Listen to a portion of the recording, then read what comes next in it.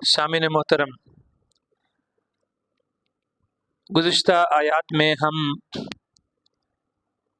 موانع جہاد میں سے 3 معنی پڑھ چکے ہیں۔ مشرکین سے لڑائی کے کچھ چیزیں رکاوٹ تھیں۔ مثلا ایک پہلا معنی یہ تھا کہ ان کے ساتھ ہمارا کیا ہو چکا ہے، معاہدہ ہو چکا ہے، تو اب ان سے لڑائی کرنا بہتر نہیں ہے۔ اس کا اللہ نے جواب دیا کہ وعدے کے مقابلے میں وعدہ ہے نا۔ انہوں نے جب وعدہ توڑ دیا، معاہدہ توڑ دیا، تو معاہدے کے مقابلے میں معاہدہ ہے، پہلے انہوں نے خود کی ہے۔ لہذا ایسے لوگ جو خود وعدہ خلافی کرنے والے ہیں، عہد کو توڑنے والے ہیں، تم بھی ان کی پاسداری کرنے کی ضرورت نہیں ہے، پہلی۔ دوسرا معنی یہ تھا کہ یہ لوگ چلو ٹھیک ہے، بیت اللہ انہوں نے تعمیر کیا ہے، کیا کی ہے، لہذا ان سے لڑائی نہیں کرنی چاہیے۔ اللہ نے فرمایا مشرک کے لیے کہاں سے لائق ہو گیا کہ بیت اللہ تعمیر کریں۔ ما کان للمشرکین ان یعمروا مساجد اللہ، اور مشرک کو کہاں سے مناسب لائق ہے کہ وہ اللہ کی مسجدوں کو بنائیں۔ انما یعمر مساجد اللہ من آمن باللہ والیوم الاخر، اب ایمان والے ہی مسجدیں بنانے کے حقدار ہیں، وہی اس کے رکھوالے بھی ہیں، لہذا ان کا تعمیر کرنا نہ کرنا دونوں کیا ہیں، برابر ہے، لہذا ان سے کیا کرو، قتال کرو۔ تیسرا معنی یہ تھا کہ چلو یہ ساری باتیں ہیں، ان میں ہمارے رشتہ دار بھی ہیں، عزیز و اقربا بھی ہیں، تو اللہ نے کیا فرمایا، یا ایھا الذین آمنوا لا تتخذوا آباءکم واخوانکم اولیاء ان استحبوا الکفر علی الایمان، اے ایمان والو، اگر تمہارے باپ اور تمہارے بھائی اور تمہارے دیگر رشتہ دار عزیز و اقربا اگر ایمان کے مقابلے میں کفر اور شرک کو پسند کرے نا، تو انہیں اپنا دوست اور سکا پیو کیوں نہ ہوئے۔ واضح الفاظ ہیں، آیت نمبر 23 میں بالکل واضح، اگر تمہارا باپ ایمان کے مقابلے میں کفر کو ترجیح دیتا ہے نا، تو اسے بھی اپنا دوست نہ بناؤ۔ تمہارا بھائی اگر ایمان کے مقابلے میں کفر کو ترجیح دے رہا ہے تو اس کو اپنا دوست، یہ قرآن ہے میرے بھائیو۔ یہ تیسرا معنی تھا، اس کو بھی اللہ نے سا۔ اب چوتھا معنی آگے آ رہا ہے جو آج ہم پڑھیں گے، یا ایھا الذین آمنوا، اے ایمان والو، انما المشرکون نجس، بے شک مشرک کیا ہے، کیا ہے، کون کہہ رہا ہے، کون کہہ رہا ہے، اللہ رب العالمین فرما رہا ہے، جو میرا بھی خالق ہے اور ان کا بھی خالق ہے، وہ رب فرما رہا ہے، مولوی ضیاء الرحمن کی بات نہیں ہے، اللہ رب العالمین کی بات ہے کہ بے شک وہ آدمی جو اللہ کی ذات میں، اللہ کی صفات میں، اللہ کی صفات کے تقاضوں میں، اللہ کی مخلوق میں سے کسی کو کیا کرے، سانجا کرے، سانجا برابر ٹھہرائے، جیسے کہ یہودیوں اور عیسائیوں نے کیا، آگے آ رہا ہے، تو وہ کیا ہیں، پلید ہیں، پلید۔ فلا یقرب المسجد الحرام بعد عامهم هذا، آج کے اس سال کے بعد وہ مسجد حرام میں داخل ہی نہ ہو۔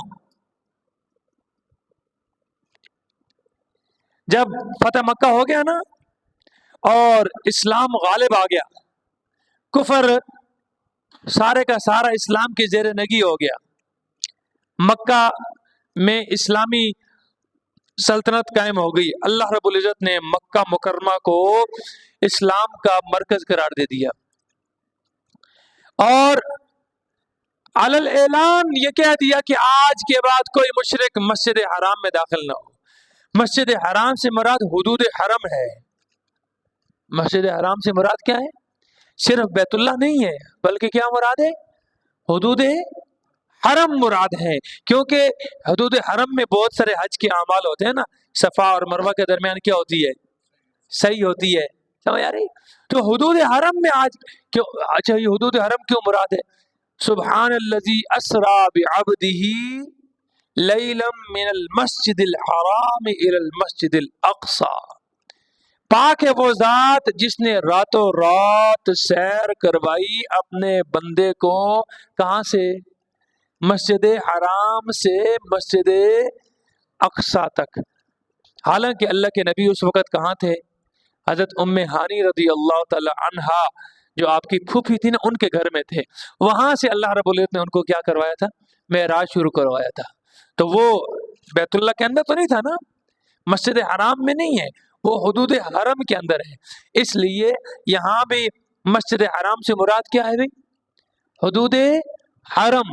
آج کے بعد کوئی مشرک، کوئی پلیت، جس دیکھو ایک ہے ظاہری پلیتی، میرے جسم میں گندگی لگی ہے، کپڑوں پر گندگی لگی ہے، ہاں، ایک ہے باطنی پلیتی، اندر دل پلیت ہے نا، وہ ظاہری پلیتی سے کیا ہے؟ زیادہ خطرناک ہے۔ انما المشرکون نجس، مشرک کیا ہے بھائی؟ سخت بات نہیں ہے، ہم سمجھے کہ بڑی سخت بات ہو گئی ہے، اللہ فرما رہا ہے وہ جو اللہ کے ساتھ اللہ کی مخلوق کو کیا کر رہا ہے؟ برابر ٹھہراتا ہے۔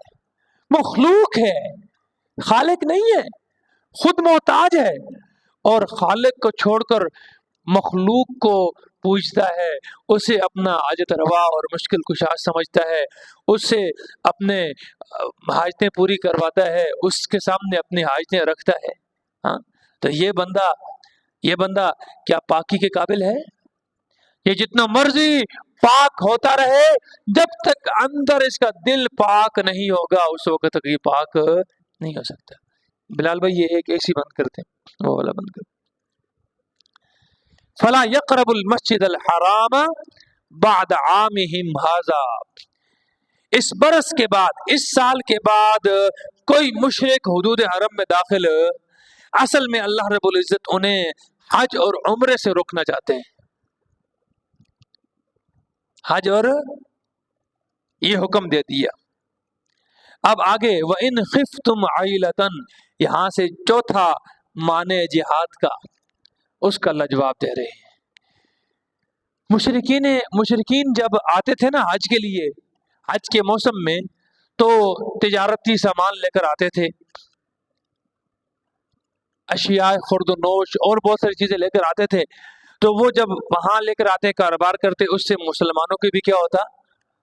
اپنی ضرورت کی چیزیں ان سے خرید لیتے، ان کو اپنی ضروریات اس سے پوری ہو جاتی۔ اب مسلمانوں کے دل میں یہ تشویش پیدا ہو گئی کہ اگر ان کا آنا بند ہو جائے گا تو ہماری وہ روزی، ہمارا رزق وہ کیا ہو جائے گا؟ بند ہو جائے گا۔ جیسے ہم کہتے ہیں نا کہ یہودیوں کی مصنوعات اگر ہم نہیں استعمال کریں گے تو مارکیٹ میں ہے ہی وہی، کیا ہمارا جواب یہی ہے نا؟ دکاندار، میں نا گلگت سے آگے سے ہو کر جس کے پاس گئے، اور جو بوتل پینی ہے، میں کہ نہیں پینی، اچھا ساری پی لو، اچھا جوس پی لو، اور یار نہیں یار چھوڑو یار، جو بھی دیکھا سب کے پاس وہی اسرائیلی مصنوعات پڑی ہوئی ہیں سارے۔ ان سے پوچھے بھائی گورمے ہے؟ نہیں ہے جی۔ نیکسٹ اپ ہے؟ کوئی نہیں جی۔ فضا ہے؟ کوئی نہیں جی۔ فضا کوئی نہیں جی۔ اچھا کیوں نہیں ہے؟ وہ جی مارکیٹ میں چلتی یہی ہے۔ اب اگر ہم یہ بھی بند کر دیں تو ہم کیا بیچیں اور کیا خریدیں؟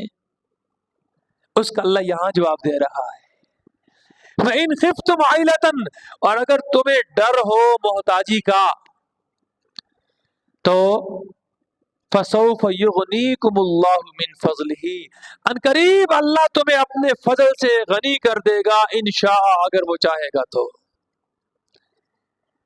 تم ان سے کیا کر دو؟ بائیکاٹ کر دو، انہیں اپنے حدود میں داخل، حرم کے حدود میں داخل ہونے کی اجازت نہیں دینی اور داخل نہیں ہونے دینا۔ رہ گیا کہ یہ معاملہ کہ وہ جو اشیاء اور ضرورتیں تمہاری لے کر آتے تھے وہ بند ہو جائیں گی ظفر صاحب، تو اللہ فرماتے ہیں کہ یہ میرا کام ہے، मैं रब्बुल आलमीन हूँ, रिज़्क़ देने वाला मैं हूँ।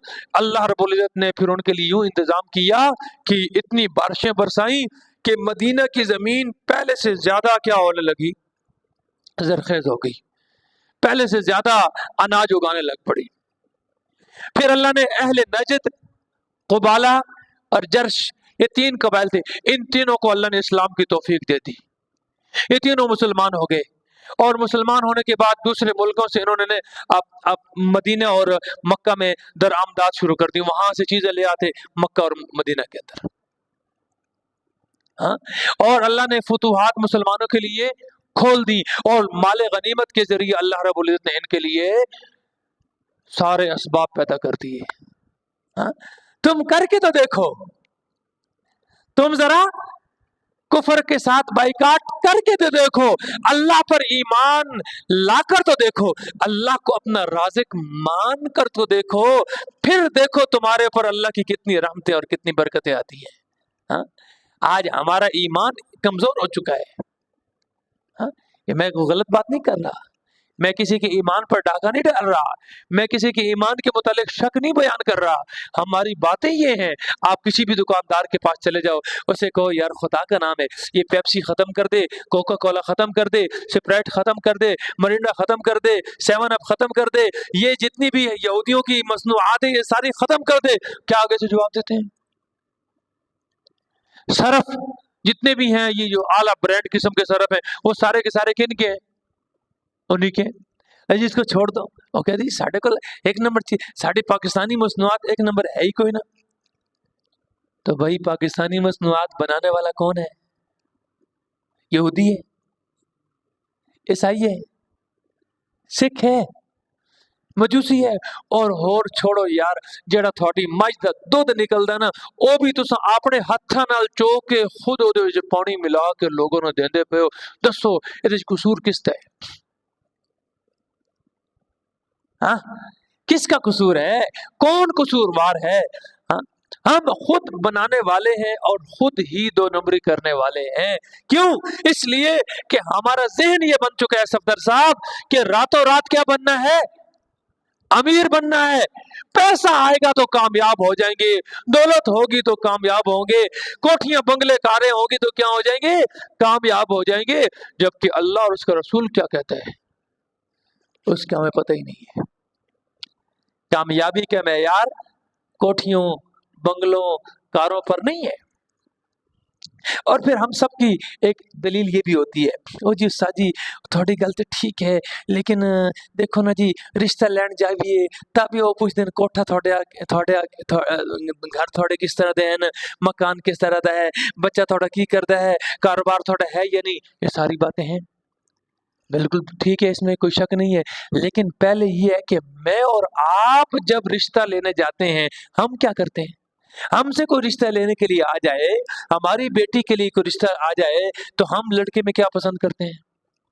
कभी दीनदारी को तरजीह दी है हमने? ईमानदारी वाली बात है, हम में से किसी आदमी ने कभी दीनदारी को तरजीह दी है? हम जब खुद दुनिया को तरजीह देते हैं तो जो हमें देगा वो भी क्या करेगा? हाँ, अगर मैं और आप सही हो जाए, मैं सही हो जाऊं, मैं खुद हर मामले में दीन को तरजीह दूंगा, खुदा की कसम अल्लाह रब्बुल इज़्ज़त मेरे लिए रास्ता पैदा कर देगा और ऐसे अफराद भी अल्लाह पैदा कर देगा जो मेरी तरह क्या पसंद करेंगे? दीन पसंद करेंगे। बात यह है कि मेरे अंदर खराबी है, अगर मैं अपने अंदर की तब्दीली कर लूं, मैं अपने अंदर को तब्दील कर लूं, अपने रब को सही मानों में मान लूं, रब के अहकाम को सही मानों में तस्लीम कर लूं, समझ लूं और उसके मुताबिक अपनी जिंदगी गुजारना शुरू कर दूं, तो ये ऐसा तो हो ही नहीं सकता कि अल्लाह इंसान को उसकी ताकत से ज्यादा मुकल्लफ कर दे। है ऐसा? अल्लाह का कानून ही ऐसा नहीं है। ला युकल्लिफुल्लाहु नफ्सन इल्ला वुसअहा, अल्लाह किसी भी इंसान को उसकी ताकत से ज्यादा मुकल्लफ नहीं करता। लेकिन असल बात यह है कि हमारे अंदर चोर बैठा हुआ है, हम खुद क्या हैं? हाँ, बोल छोड़ो, कोई मसला नहीं। अगर इकरार कर लेंगे ना तो अल्लाह तौफीक भी देंगे, इस्लाह हो जाएगी। हाँ, हम खुद सारे क्या हैं? चोर है, अंदर हमारे चोर बैठा हुआ है। हम खुद दुनिया को तरजीह देते हैं, दुनियादार को तरजीह देते हैं, दुनिया के माल को, दुनिया के ऐश व इशरत को तरजीह देते हैं, अल्लाह और उसके रसूल के दीन को तरजीह नहीं देते। और अल्लाह का कुरान क्या कह रहा है, और फिर अल्लाह ने करके दिखाया। शेर खान साहब, अल्लाह ने करके दिखाया। मक्का वालों, मदीना में सहाबा के पास क्या था और बाद में क्या हालात आ गए, किस तरह अल्लाह ने उनको सब कुछ दुनिया का निज़ाम सारा दिया। हाँ, पूरी दुनिया, वो जो तहजीब और सकाफत के अलम बरदार थे, वो भी मुसलमानों के क्या हो गए, ज़ेरे नगी हो गए। अल्लाह अकबर। इन्नल्लाह अलीमुन हकीम, बेशक अल्लाह सब कुछ जानने वाला है और बड़ी हिकमत वाला है। अल्लाह सब कुछ जानने वाला है और बड़ी हिकमतों वाला है।